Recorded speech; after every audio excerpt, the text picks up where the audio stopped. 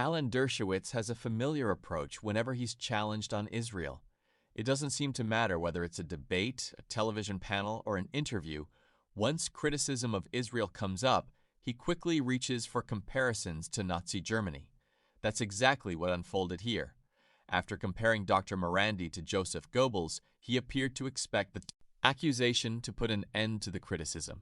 Instead, Dr. Marandi immediately turned the comparison back on him, accusing Israel of carrying out horrific crimes in Gaza. From that moment, the discussion completely escalated, and the exchange quickly spiraled into one of the most intense moments of the debate. In this video, we're going to go through the entire confrontation from beginning to end. As always, we'll watch the full exchange first, and afterward, I'll come back to share my thoughts on everything that happened. With that said, let's jump right into it. Current government is populated with people like Ben-Gvir and Smotrich, these other guys, who are complete psychopaths, and that the activities that they are promoting in, for example, the West Bank at the moment and so on, are making Israel a global pariah. Does that not concern you? Of course it does, and I'm not at all a supporter of Ben-Gvir. I'm not a supporter of Smotrich. I am a supporter of the nation state of the Jewish people.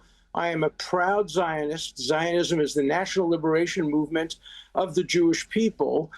Israel is the only non-colonialist state in the Middle East. All the other states were established by colonialist regimes after the First World War. Israel fought against colonialism and self-determination.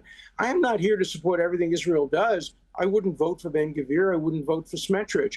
I have to tell you that if in 1935, Winston Churchill had been the Prime Minister of England, and he had gone into Germany and attacked them, he would be the most unpopular person in the world. It's very unpopular to engage in preventive wars because you don't know what you're preventing. History is blind and deaf to the future. You only know what you're doing now. And so it takes enormous courage, courage of the kind that not only Winston Churchill had, but that Benjamin Netanyahu has had, that Ronald Reagan has had, that George Washington had back in the day. It takes tremendous courage to get involved in a war that is unpopular. The Revolutionary War was unpopular with many, many parts of the United States. It was the right war, the Second World War. Nobody wanted to get into it on the basis from the United States. Lindbergh was against it. The Poles were showing against it. It took enormous courage to take on Adolf Hitler. And, you know, I hate to say this, but I think I'm in 1935, and I'm sitting opposite Joseph Goebbels right now, and he's making the propaganda case for the Nazi regime, just the way this professor is making the propaganda case for the new Nazi regime, which is the regime of Iran. Will you at least admit, sir, will you at least admit that Iran murdered in cold blood as many as 50,000 innocent protesters? And would you admit, if that's true, that that comes closer to genocide than anything that Israel has been accused of doing in self-defense after its people were raped, kidnapped, murdered on October 7th? Would you at least admit that the Iranian regime has killed many, many, many thousands of people? Yes or no? You know, we are not in 1935. We yes are not no? in 1939. Yes no? We are in 1942. You are the Nazi regime that is carrying out a Holocaust in Gaza. You are the Nazi who is doing it as we speak. You're the evil monster. You say Israel is not a colonial regime? You're from Eastern Europe. You're European. All of those Ashkenazi Jews who are now running the country, they're from Eastern Europe. You came and slaughtered. I'm talking. I didn't interrupt you as you were ranting. The people who you support, the people who are running the country, they're Polish. They're Ukrainian. They're from Czechoslovakia. They're from Eastern Europe. You're not even Semite. You're the anti-Semite because you've been slaughtered. You won't let me talk. You are afraid. You're afraid because you know you have no argument. You have no leg to stand on. You slaughtered the Semite Palestinians, and you took their land. And you support. You are a proud Zionist who supports a regime that celebrates the rapists in prison. They rape Palestinians in prison, and then they're celebrated on television. This is, if you don't let me talk, you're just exposing yourself. You're exposing yourself. You're exposing yourself just as you exposed yourself with Epstein. I'm Israel. So in response to your nonsense, the nonsense about 50,000 people, those lies have been responded to by the Iranian people. Stop ranting. I'm speaking. You're a lawyer. You're a lawyer. 3,117 people died thanks to an armed insurgency that your regime and the Israeli regime funded and supported. You're a coward. You are a coward. You won't let me talk. You're afraid. You're afraid of me talking. Don't tell me I'm afraid. The lawyer, Epstein's lawyer, Trump's lawyer, is afraid of me, a layman, talking. Why? Because you have no leg to stand on.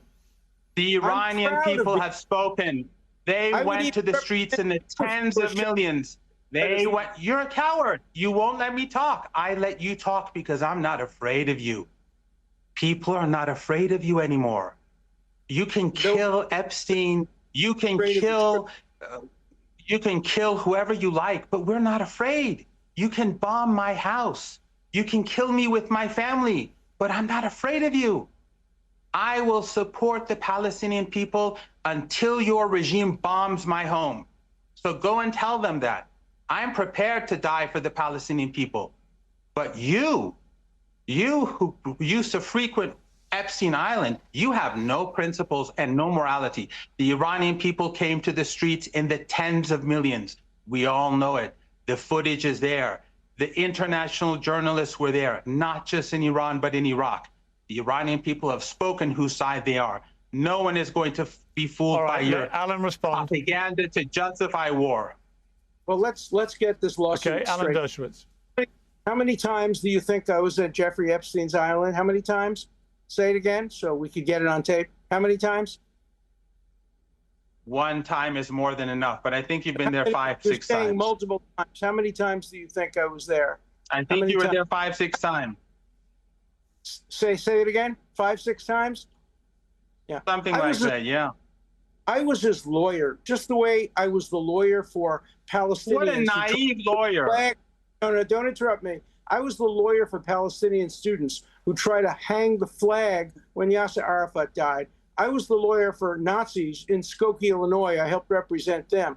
I would even represent you if anybody tried to prevent you. I don't need you. I'm a lawyer. I don't need you. A lawyer does, and that's what lawyers should be proud of. I mean, I'm going to continue to represent people you don't like as long as I have the current strength to do it. And you can cite that as an argument against Israel, but it has nothing to do with Israel. It's just an ad hominem attack on me as a lawyer and on the American legal system. You wouldn't understand the American legal system because you don't have a legal yourself said you regret being his lawyer, so don't talk nonsense. Say it again. You yourself admitted that you regret being his lawyer, so don't talk nonsense to me. I don't. I'm going to leave the clip there. If you'd like to watch the full debate without any interruptions, you'll find the original link down in the description. One thing that immediately caught my attention was the way Alan Dershowitz handled the closing moments of the discussion. Anyone who's watched previous debates involving him has probably noticed a recurring pattern. Whenever the pressure starts to build, he often shifts the focus away from the main arguments and toward personal accusations or the possibility of legal action.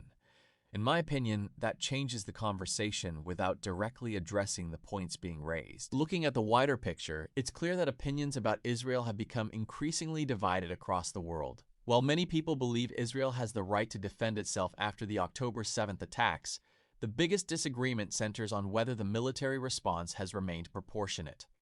Critics argue that the reported civilian death toll and destruction in Gaza have gone far beyond what they believe can be justified, while supporters argue that Israel's operations are directed at Hamas and national security. That disagreement continues to dominate international debate.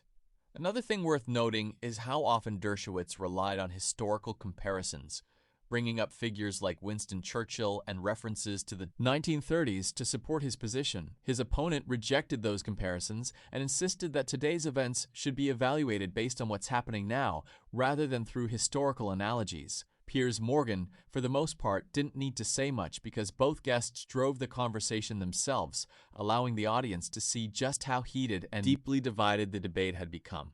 Let me know what you think about the exchange in the comments below. Which arguments stood out to you the most, and who do you think made the stronger case? If you enjoyed the video, don't forget to leave a like, subscribe to the channel, and I'll see you in the next one.